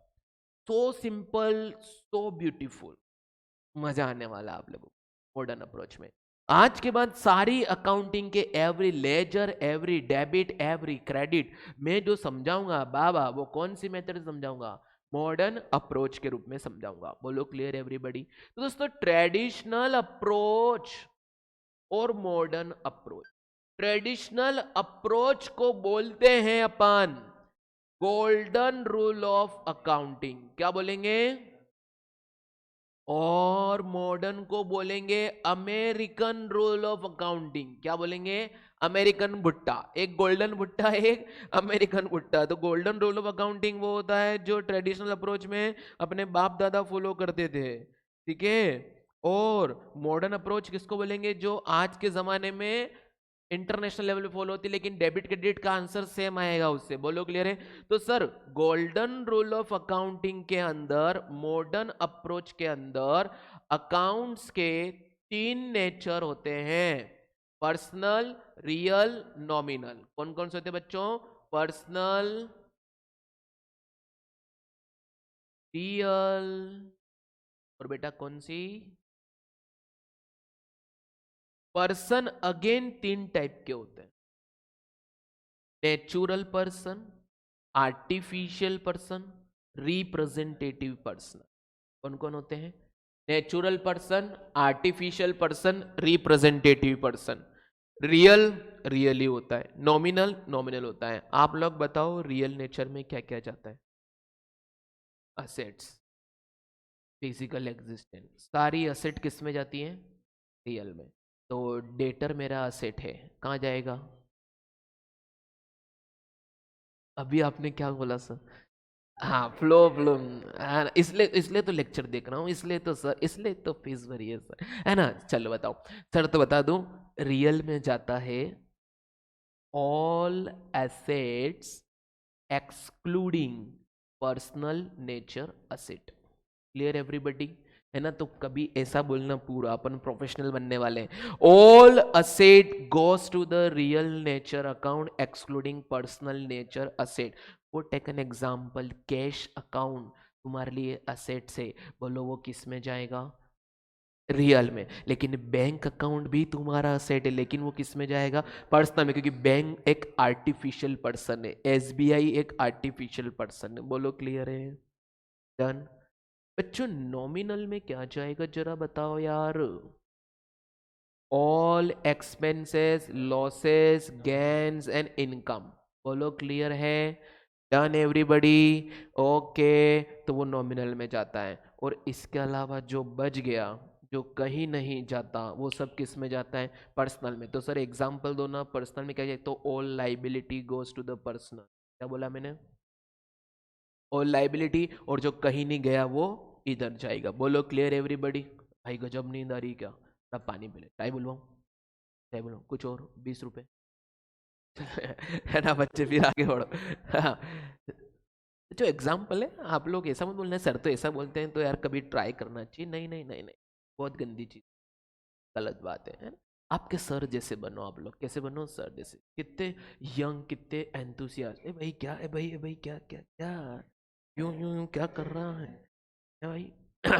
चले, नहीं तो आप लोगों की सक्सेस डेफर होती जाएगी। अगर आप इन चीजों में लग जाओगे तो आपकी सक्सेस क्या होती जाएगी? होगी जरूर, सक्सेस जरूर होगी, हाँ, एप्रूवल हो जाएगी, आगे बढ़ती जाएगी। फिर वो जिस दिन उसी दिन छूटेगी, मतलब जिस दिन या तो वो या ये, ठीक है। हाँ, आपको अगर थोड़ा मोटा नशा अगर करना हो तो गर्लफ्रेंड बॉयफ्रेंड इनफ, ओके, इस एज में। नहीं तो बाद में आप फिर प्रोफेशनल में जाके गर्लफ्रेंड पटाने बैठोगे तो फिर वो क्या है कि सब लेवल हो रहे। फिर सर जैसे ही प्रोफेशनल क्लियर होगा, नहीं क्या घर वाले पीपा लेके दौड़ेंगे, बेटा शादी कर दे, शादी कर दे, तब अपन कहाँ, अपन ऐसा एंजॉय करो, है तो नशेबाजी से भी दूर रहो। लेकिन ये अगर चाहो, अगर चाहो, मैं कंपलसरी नहीं बोल रहा हूं, चाहो, चाहो तो भी, लड़का लड़का नहीं। चलिए बच्चों, वो उसकी तरफ चला गया, चल भाई चलते भाई, ऐसा नहीं बेटा, है ना? फिर नहीं तो अभी फिर कहा यार, नहीं भाई बिजनेस देख रहा है, दोनों सीएस मिलकर, तो फिर पार्टनर बनो, लाइफ पार्टनर नहीं बेटा, बिजनेस पार्टनर बनो। चले बच्चों आगे बढ़ते हैं। तो इसके अंदर ऑल लाइबिलिटी और जो कहीं नहीं गया वो सब कहाँ जाएगा? पर्सनल में जाएगा। सर पर्सनल में 3 इंसान बताए थे आपने, एक तो नेचुरल, आर्टिफिशियल, रिप्रेजेंट। सर इसके बारे में बताओ, नेचुरल पर्सन कौन? आप नहीं, ओनली मैं। अभी मैं इंसान हूं, आप लोग तो मुझे 2-4 दिन बाद पता चलेगा कि इंसान हो कि कौन, है ना? चले सर, आर्टिफिशियल पर्सन में वो होता है जो पर्सन की तरह ट्रीट होता है लीगली, जैसे डीजेसी, ठीक है, म्युनिसिपल, गवर्नमेंट स्कूल, बैंक, ये सब क्या है? आर्टिफिशियल पर्सन है। कोई कंपनी जिसको कानूनन क्या बोला गया है? पर्सन बोला गया है, separate legal entity. And sir representative person कौन होता है? कि कोई आइटम किसी इंसान को रिप्रेजेंट करता है, कोई ट्रांजेक्शन किसी इंसान को रिप्रेजेंट करता है, वो सब किस में आता है? Representative person. क्लियर है भाई? Done everybody? चले, तो इसके पहले रूल ऑफ डेबिट क्रेडिट लिखते हैं, फिर अपन इसकी थोड़ी प्रैक्टिस भी करते हैं। चलो बच्चों, तो पर्सनल नेचर का रूल ऑफ डेबिट क्रेडिट होता है debit the receiver, credit the giver. Clear बच्चों? रियल का होता है बच्चों debit what comes in, credit what goes out. Nominal का होता है बच्चों debit all the losses and expenses, credit all the gains and income. Clear है? ये खाली ऐसे याद रखने चलना, कल को आपको भी ट्यूशन खोलना पड़ा मेरे, है ना, तो आप लोग वो पढ़ा पाओ बच्चों को, खाली याद रखना। लेकिन अपन जो भी अकाउंटिंग करेंगे वो मॉडर्न अप्रोच से करेंगे, जो थोड़ा इजी रहे। Clear everybody? चलिए बच्चों, तो ये तो हो गया आपका डेबिट क्रेडिट का रूल एज पर ट्रेडिशनल। ठीक है, अब मैं मॉडर्न वाला समझा के फिर प्रैक्टिस करवाऊँ। मॉडर्न समझा दूँ? समझा देता हूँ मॉडर्न। चले सर, आई एम मॉडर्न समझो। आओ दोस्तों मॉडर्न। क्या बोला मैंने? मॉडर्न में कितने तत्व होते हैं? हाँ, कितने तत्व होते हैं? 5। LIC, A, liability, income, capital, asset, expenses. Sir जब भी लाइबिलिटी, इनकम, कैपिटल इंक्रीज होगा मैं क्रेडिट करूंगा, डिक्रीज होगा मैं डेबिट करूंगा, असेट एक्सपेंस बढ़ेगा तो डेबिट, घटेगा तो क्रेडिट। ये आप सब लोग, आप जो कॉपी कैरी करते हो उसके पहले पेज पे ये रूल लिख लो, मॉडर्न अप्रोच का rule of debit and credit. LIC जैसा मैंने बनाया है वैसे बनाना। लाइबिलिटी, इनकम, कैपिटल जब भी इंक्रीज होगा मेरी बुक्स ऑफ अकाउंट में मैं क्या करूंगा सर? क्रेडिट करूंगा, डिक्रीज में डेबिट करूंगा। देखो फटाफट।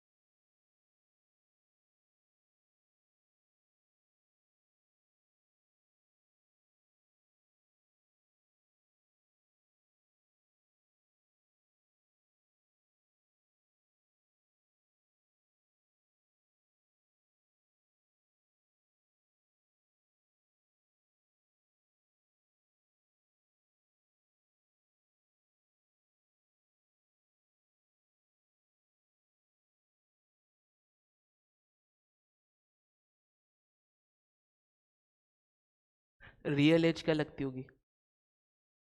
सही बोला। मैंने पढ़ाना कब शुरू किया था? 22 साल की एज में।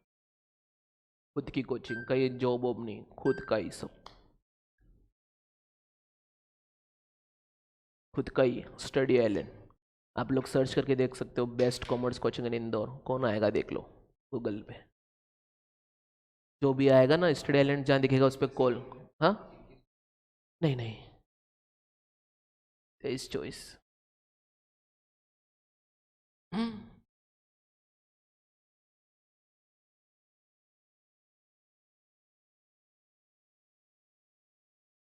हाँ,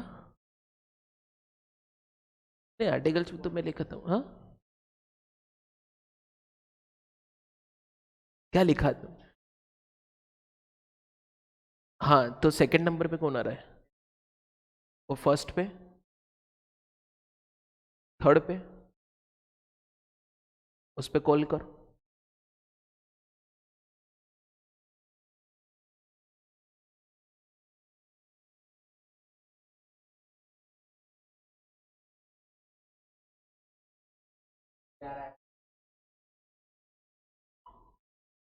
ये कौन?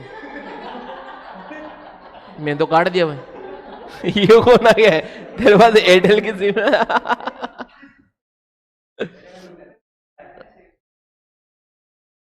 तो डायरेक्ट वहां ग्रुप से लिया था ये मेरा नंबर। क्या नाम से? सी रौनक कोठारी। हाँ ये, हाँ तो पहले पे आ रहा है ना, फर्स्ट पे आता है, पता नहीं इन लोगों में बाद में क्यों आ रहा है। तेरे पास आईफोन है ना? हाँ वो क्या नाम? चलिए बच्चों, प्रैक्टिस शुरू करें। आप लोगों को क्या करना है, मैं लिखूंगा नेचर ऑफ ट्रांजेक्शन है, नेचर ऑफ अकाउंट, आपको लिखना है वो रियल में जाएगा, नॉमिनल में जाएगा या पर्सनल में जाएगा। बोलो क्लियर एवरीबॉडी? खाली यही लिखना है। डेबिट क्रेडिट तो ऑटोमेटिक हो जाए, क्योंकि डेबिट क्रेडिट अपन को मॉडर्न से करना है। बोलो क्लियर है? चलो सबसे पहला बना दो फटाफट, ऐसा आप लोगों को अभी बहुत चीजें क्लियर हो जाएंगी, ताकि कभी आप लोग इंटरव्यू वगैरह में नहीं फंसो। चलो सबसे पहले लिखो डेटर, कहां जाएगा? पर्सनल में लिखो, पर्सनल नेचर, डेटर का पर्सनल नेचर लिखो।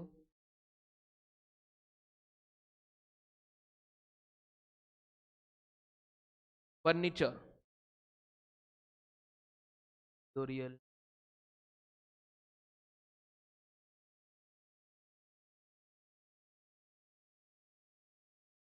क्या? रेंट, लिखो लिखो लिखो, रेंट नॉमिनल, प्रीपेड रेंट,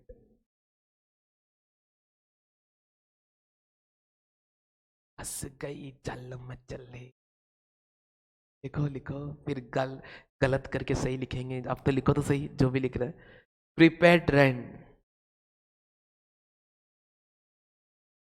कहां लिखा? रियल, रियल, रियल, पर्सनल में जाएगा बच्चों। प्रीपेड रेंट असेट है, लेकिन all asset excluding personal nature asset. तो ये है आपकी रिप्रेजेंटेटिव पर्सनल नेचर में आती है, क्योंकि एडजस्टमेंट एंट्री होती है, और मैंने जिसको दिया उससे अब मैं इतना पैसा मांगता हूं। एक्सपेंस तो किसी ने किसी को पे किया होगा। तो प्रीपेड, आउटस्टैंडिंग, अक्रूड, एडवांस, ये चारों ऑलवेज कहां जाएंगे? आपके पर्सनल नेचर में जाएंगे, है ना? तो लिख लो, प्रीपेड की जगह लिखो आउटस्टैंडिंग, उसके नीचे अक्रूड, एडवांस, सबका लिखो पर्सनल पर्सनल पर्सनल। जो कहीं नहीं जाता वो किस में जाता? पर्सनल।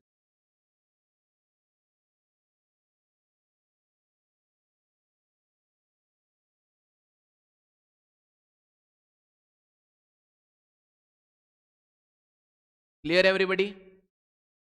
फिर लिखो bank loan,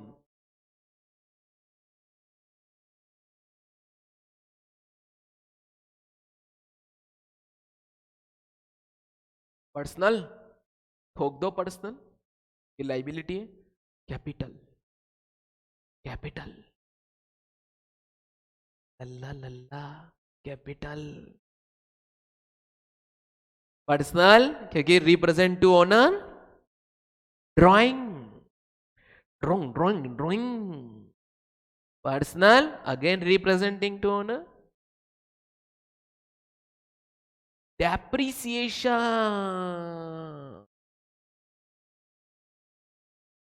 I don't know. हाँ लिखो तो सही, फिर काट के लिखने का मजा ही कुछ अलग होगा। अटेम्प्ट यही लगा दो बेटा, बाद में नहीं लगने चाहिए। डेप्रिसिएशन, बोलो गुड्डू। नॉमिनल एक्सपेंस है। अरे भाई डेप्रिसिएशन लायबिलिटी थोड़ी हुई बेटा, एक्सपेंस है। क्लियर है? Clear everybody? डन डना डन, पक्का? ओपनिंग स्टॉक, हाँ असेट है तो कहां जाना चाहिए? गलत, नॉमिनल में जाना चाहिए। ओपनिंग स्टॉक कभी बैलेंस शीट में नहीं आता, वो ट्रेडिंग के डेबिट में आता है। पिछले साल का परचेस क्या हुआ, इस साल यूज होगा, मेरा इस साल का डायरेक्ट एक्सपेंस है, वो कॉस्ट ऑफ मटेरियल कंज्यूम में आएगा। Opening stock is a part of nominal nature account. अब लिखो क्लोजिंग स्टॉक, वो रियल में जाएगा। तो बच्चों ओपनिंग स्टॉक का नेचर होता है नॉमिनल, लेकिन क्लोजिंग स्टॉक का होता है रियल। वाह सर, मजा आ रहा है आप लोगों को पढ़ने का, रियल चीजों से मुकाबला हो रहा है आप लोगों का। क्लियर है एवरीबॉडी? चलो तो इतनी प्रैक्टिस की बहुत है। क्या आप डेबिट क्रेडिट खुद से कर लोगे? LIC यही कोई फॉलो करना है, उसके अलावा फॉलो नहीं करना है, ताकि आपके अकाउंट ईजी बन जाएगी। बोलो क्लियर है? चलिए तो एक एंट्री पास करके बताओ, rent paid to Ram, entry pass करके बताओ मुझे। Rent paid to Ram, Ram account debit to cash. लिखो लिखो लिखो, लिखो तो सही एक बार। ऑनलाइन वाले भी लिखेंगे जरूर, फिर गलत होगा तो अटेम्प्ट यहीं लगाएंगे रौनक सर। क्या लिखा? Gudiya, Ram to cash, Guddu, Guddu, Ram to cash, Ram to cash, Ram Ram Ram, rent to cash, Ram to cash, Ram to cash वाले सब काटो और सही एंट्री लिखो, रेंट डेबिट टू कैश। जब भी अगर ट्रांजैक्शन कैश में सेटल होता है तो party goes to buy oil, party गई तेल लेने। Party goes to buy oil. बच्चों रेंट अकाउंट, भाई तेने राम को डेबिट कर दिया तो राम से क्यों डेबिट करा, इसलिए आप गलत करते हो। रेंट का खर्चा जाना चाहिए और वो कैश में होगा तो ऑलवेज ध्यान रखो, जो ट्रांजेक्शन कैश में सेटल होता है वो पार्टी गई तेल लेने। ठीक है बच्चों, अब तो पहली एंट्री में ही गोल्ड डब्बा हो गए हो। क्या आप लोग डिबेंचर रिडम्पशन रिजर्व की एंट्री पास कर लोगे, है ना, कॉर्पोरेट अकाउंटिंग में? हाँ हाँ, वो तो मैं तो हूँ, लेकिन मुझे कहीं ना कहीं डर लग रहा है ना, तो इसलिए अब संडे संडे संडे संडे पढ़ने के लिए तैयार हो जाना बच्चों, है ना। मुझे फर्क नहीं पड़ता सर कि देखो 15 अप्रैल से पहले आराम से खत्म हो जाएगा, उससे पहले हो जाएगा, क्योंकि 10 ही चैप्टर इसमें पहला तो कंप्लीट हो, ठीक है। 4-5 चैप्टर प्रैक्टिकल है, 3.5 महीने आराम से हो जाएगा, उससे पहले हो जाएगा। लेकिन 0.01% ऐसा होता है कि सर नहीं हमारा तो जून तक भी खत्म नहीं हो रहा, क्योंकि हम लोग नहीं समझ पा रहे। मेरे पे खत्म कर, मैं जनवरी एंड में खत्म कर दूं, ठीक है, लेकिन नहीं सर हमारे तो नहीं हो पाएगा, तो क्या होगा, मैं हूं ना आपके साथ, मैं पढ़ा के ही मानूंगा आप लोगों को। पैशन है, जलवा है पढ़ाने का, नहीं तो मैं इतनी सारी बातें बोलता ही नहीं। लेकिन मैंने पहले दिन बोल दिया, मेरी कोई सी भी बैच होती है मैं 3 दिन स्टार्ट कर रखता हूँ कॉन्सेप्ट बिल्डिंग का। मैं मान के चलता हूँ कि तुमको आज से पहले किसी ने अकाउंट नहीं पढ़ाया, नहीं तो आप लोग बोलोगे ओह तू क्या पास करा रहा है, 11-12 के कॉन्सेप्ट तो मेरे वो गली वाली दीदी ने क्लियर करे थे, तू चल निकल यहाँ से। ऐसा मैं नहीं चाहता, है ना। तो बच्चे चलो सेकंड एंट्री लिख के बताओ।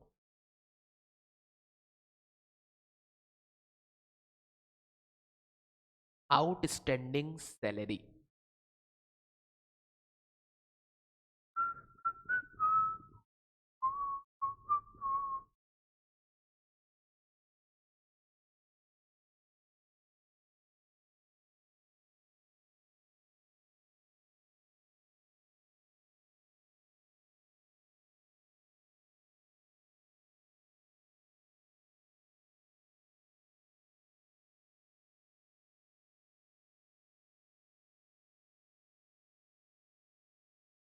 हाँ गुड्डू,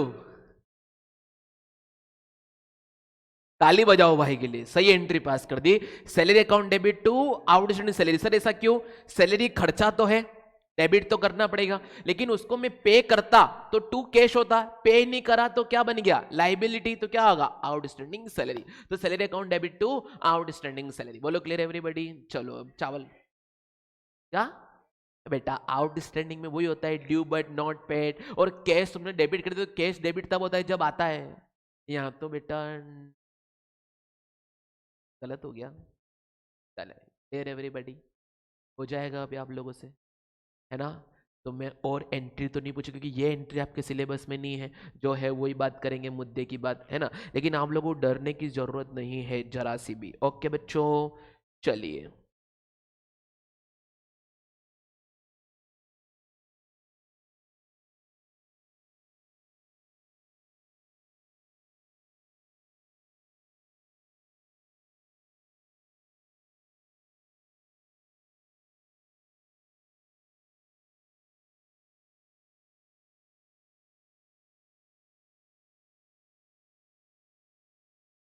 अब मेरे हिसाब से 10 से 15 मिनट का डिस्कशन बचा हुआ और ये चैप्टर अपना खत्म हो जाएगा, आप लोग पूरा पढ़ सकने वाले हो इस चैप्टर को। ठीक है बच्चों, अच्छा पढ़ा रहा है ना हमें अपन लोग। हाँ जी, क्या कुछ काम है, बोलो। ऐसे क्या कर रहे हो भैया, मजे ले रहे हो। जर्नल का आपको फॉर्मेट तो पता है ना। है ना। चलो, अभी तक अपन ने जितना भी पढ़ लिया है बच्चों, अब जो बातें करेंगे वो मिसलेनियस से 15 मिनट में खत्म हो जाएगा। हो सकता है अपन कल ही कर लें या अभी कर लें, जैसा भी होगा। कल अपन शेड्यूल 3 पढ़ने के लिए रेडी हो आप लोग? थ्योरेटिकल जाएगा, अभी जितना भी देख सकते हो खाली देखना, कुछ भी नहीं होगा उसके अंदर। यहाँ पे पीडीएफ खोलेंगे, दिखाएंगे ऐसा ऐसा ऐसा ऐसा होता है, क्योंकि वो तो अपन को देखना है। शेड्यूल 3 का फॉर्मेट है, वो अपन दिखाएंगे ताकि आपको खाली दिमाग में फिट करना है, ताकि अपन जो आगे चैप्टर पढ़े उसमें काम आए। वो जिंदगी में याद हो जाएगा, मैं आपको करवा दूंगा, ये गारंटी है। तो कल से अपन शेड्यूल 3 पढ़ेंगे, 2 दिन में उसे खत्म करेंगे। शेड्यूल 3 का फॉर्मेट एक्चुअल में क्या, वो मैं खाली दिमाग में सेट करना है। लॉजिक वॉजिक याद नहीं रखने, बस ये जो है वो अपन को याद रखना है। बोलो क्लियर एवरीबडी? सेक्शन 128, सेक्शन 129, कुछ बोल रहे हो? नहीं, ओके। तो बच्चों सुनिए, अभी तक कोई डाउट हो तो सोच लो, 2 मिनट में आप लोगों को दे रहा हूं, कुछ डाउट हो तो मुझे पूछ।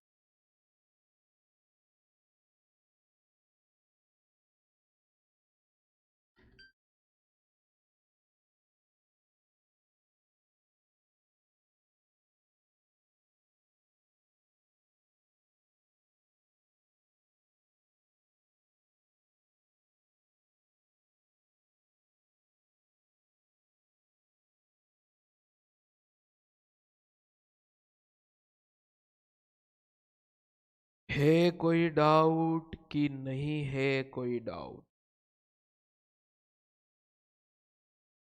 नहीं है डाउट?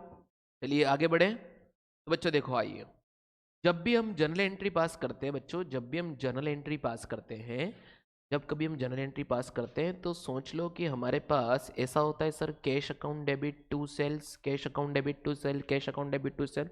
तो मान लो सर, जब हमारे पास सिमिलर नेचर के मल्टीपल ट्रांजेक्शन होते हों, जैसे डोमिनोज पिज़्ज़ा वाला है, वो उसके पास एक ही ट्रांजेक्शन होता है, वो कैश सेल्स, हर लोग पैसा देते हैं और उसे वो माल बेचता है। एक दिन में ऐसे उसके पास अगर 300 कस्टमर टकराते हैं, तो उसको 300 बार cash account debit to sale करना पड़ेगा। तो साल भर में कितनी बार हो गया? तो उसको तो एक ही एंट्री के लिए इतने सारे रजिस्टर बनाने पड़ेंगे। तो उसने सोचा कि जब सिमिलर नेचर के मल्टीपल ट्रांजेक्शन होते हैं, तो क्यों ना मैं जर्नल का कोई सब्सटीट्यूट बना दूं। क्या बना दूं? जर्नल का सब्स्टिट्यूट। क्या आपको पता है सब्स्टिट्यूट क्या होता है? उसके बदले ये, उसके बदले ये, ठीक है ना। चाय नहीं पी रहे तो कॉफी पी लोगे तो भी चलेगा, अपन को थोड़ा बहुत तो चलेगा भाई।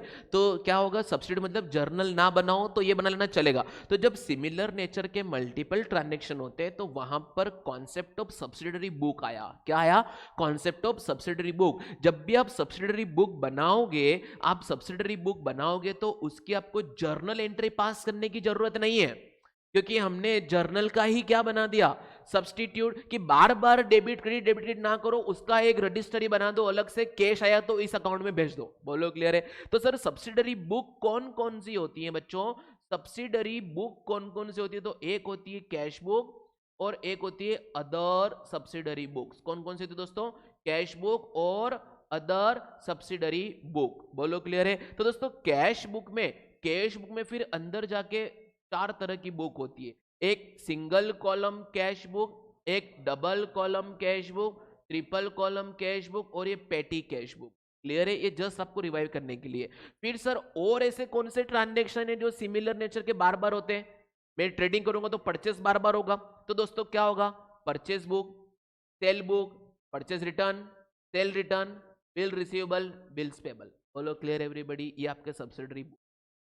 क्लियर? लेकिन दोस्तों बताओ, जब कैश बुक बनाओगे तो कैश बुक में कौन से ट्रांजेक्शन जाएंगे आपके? Only cash. लेकिन जब आप परचेज बुक बनाओगे तो बताओ दोस्तों, क्रेडिट परचेज ऑफ गुड्स ये किधर जाएगा? क्रेडिट में sorry, cash purchase of goods किधर जाएगा? कैश परचेज ऑफ गुड्स किधर जाएगा? हेलो, बोलो। डेबिट में नहीं, कौन सी बुक में पहले बताओ? वही नहीं नहीं नहीं नहीं, ये सिर्फ कहां जाएगा? कैश बुक में, क्योंकि ट्रांजेक्शन कौन सा है? कैश है। लेकिन बोलू credit purchase of goods purchase book में। क्लियर है?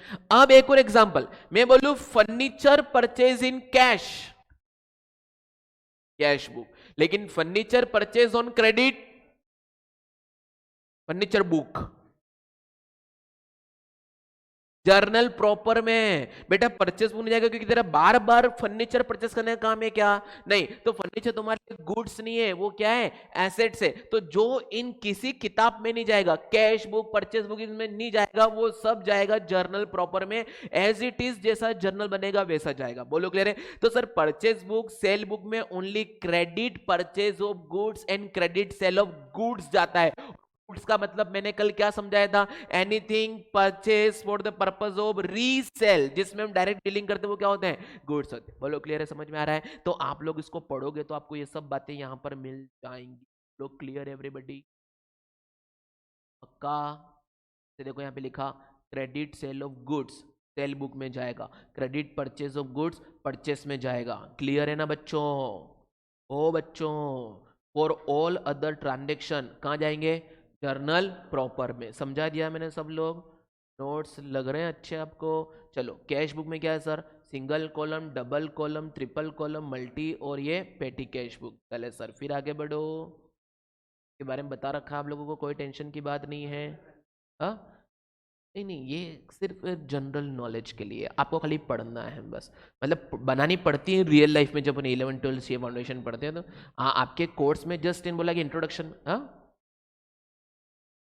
इस पे क्वेश्चन तो देखने को मिले नहीं मुझे, है ना? तो अगर क्वेश्चन नहीं है, अब मैं देखूंगा एक बार ओल्ड सिलेबस का कैसा पेपर क्या है क्या नहीं, इसका को बताऊं। हाँ वो तो देखो, अकाउंटिंग स्टूडेंट का तो टेंशन ही मतलब, क्योंकि मैं आपको वो लेवल पढ़ा दूंगा जो, हाँ वहां पूछते हैं, वो मैं बोल नहीं सकता अभी, अच्छा नहीं लगता है ना, तो वो टेंशन मत लो आप लोग।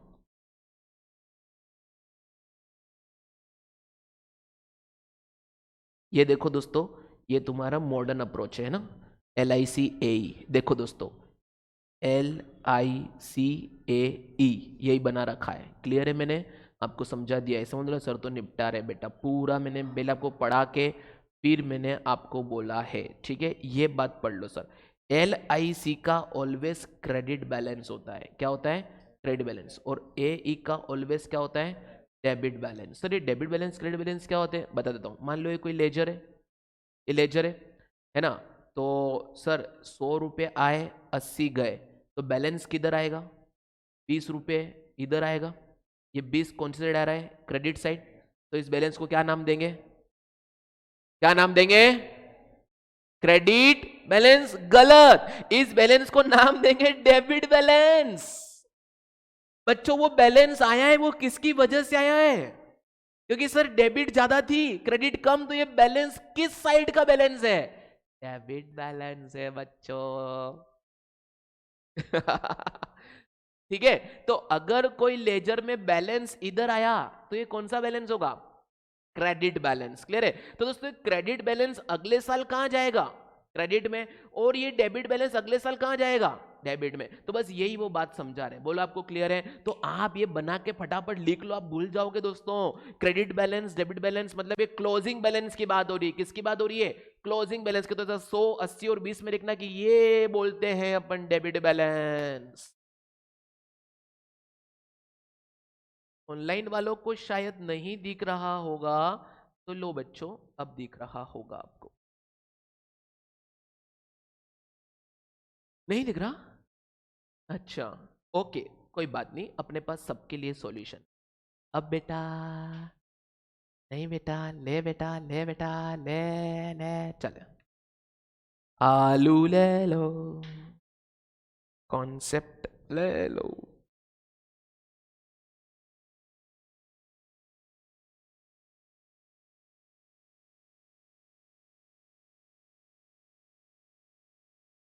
हम्म।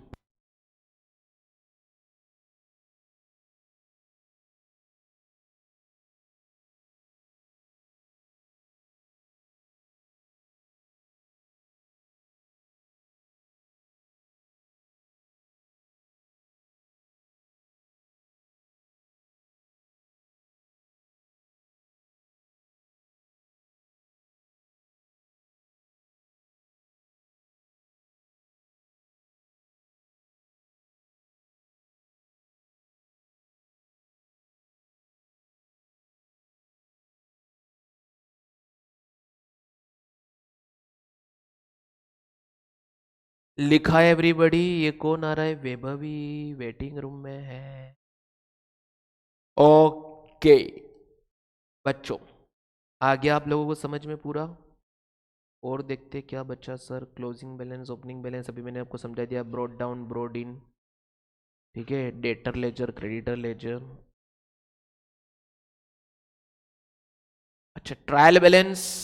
ट्रायल बैलेंस दोस्तों डेबिट बैलेंस में लिख दो। ट्रायल बैलेंस में आता है असेट और एक्सपेंस। क्रेडिट बैलेंस में कहेंगे liability, income, capital. Simple trial balance अपना हो गया। डन। के बाद अपन आगे आगे पढ़ते जाएंगे। क्या हुआ बोलो भैया।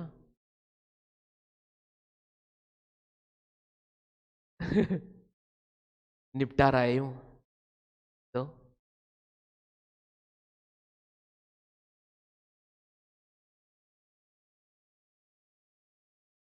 पेंसिल से खेलने की एज है तुम्हारी अभी। इनकम स्टेटमेंट, पोजीशन स्टेटमेंट दोनों मैंने आपको समझा दिया, ठीक है। और ये लेसन राउंड अप, और ये आपको प्रैक्टिस करके लानी है। हेलो गुड्डू, ये आपको करके आनी है। डेबिटेड एंड क्रेडिटेड कौन सा होगा आपको बता के लाना है। ये आज का आपका होमवर्क है। Clear everybody? इसको होमवर्क है, करके आना है। तो सक्सेसफुली हमने क्या एंड किया है सर? हमारा फर्स्ट चैप्टर हमने क्या कर दिया बच्चों? एंड कर दिया है। फर्स्ट चैप्टर तुम्हारा क्या हो चुका है? एंड हो चुका है। अब अपन क्या करेंगे? एंजॉय करेंगे। बाबरी मस्जिद।